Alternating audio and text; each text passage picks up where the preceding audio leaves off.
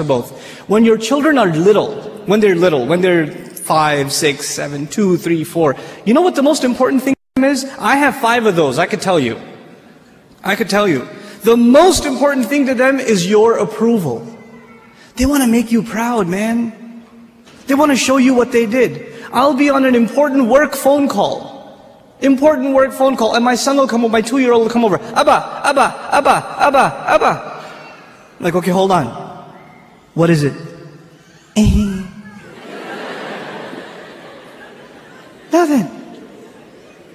I'll go back on the phone and he'll start calling me again. I'll be like, okay. What is it? I want to show you something. What do you want to show me? That is it. But you know what I'm supposed to do? Oh my God, that's awesome. Do it again. I'll call you back. You're supposed to appreciate what your children do. They live for that. They desire that more than anything else. I have 3 girls, and you know the difference between girls and boys. Boys can't sit still, and girls can't stop this, right? So I pick my girls up from school. One's in 1st grade, the other's in 3rd grade. I pick them up from school. It's a 25-minute ride back home, and what are they doing the whole way?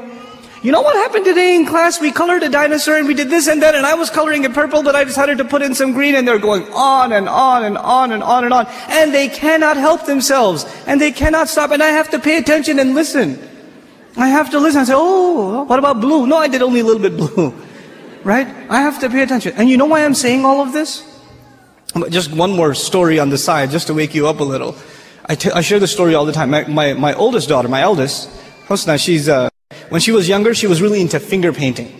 So she'd dip her hands in paint and just making a big old mess. Right? And she brings this big cardboard to me. And it's a big blob of blue. I don't see anything. Right? And she says, Abba, look what I made. And I'm sitting there going, that's awesome, a mountain. And she says, no, it's Mama. And I was like, oh, don't tell Mama. But the point I'm trying to make is they live for your approval. Live for it. But those of you that have children that are teenagers, do they get in the car when you pick them up from school and they can't stop telling you about what happened? Does that happen? Like, you know what happened in school today? My teacher said this and that and the other, and I got an A on my paper. Nope. They're quiet. And you're trying to tell them, how was your day? It was okay. So what'd you do? Something. Where are you going today? Somewhere. They don't talk. Getting them to talk is like an interrogation at a police station. And they're not saying anything to you. And while trying to ask them questions, they're texting their friend, my dad is asking too many questions today.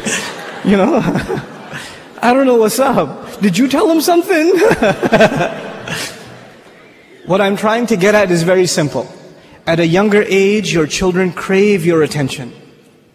And when they get older, you will crave their attention.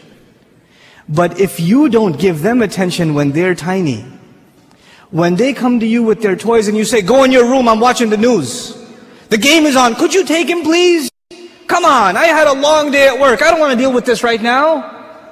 I have friends over. It's embarrassing. Go to sleep. Go get out of here. When you have this attitude towards your children, like they're an obstacle in your path, your job was at work. When you come home, you're on vacation. No, buddy, your job began when you came home. That's your job.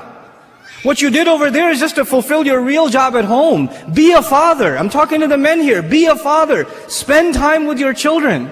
They're not just there so you put them in school and you come home from work, you just want to go to sleep. You don't want to bother with anybody. You don't want to talk to them. And actually the easiest way to not talk to them is get them an iPod Touch and an iPhone and get them a computer and a laptop in their own room with high-speed internet so you don't even have to look at their face. They could just be in their room all day Facebooking, finding themselves a new set of parents online. Seriously. Be a father, be a mother.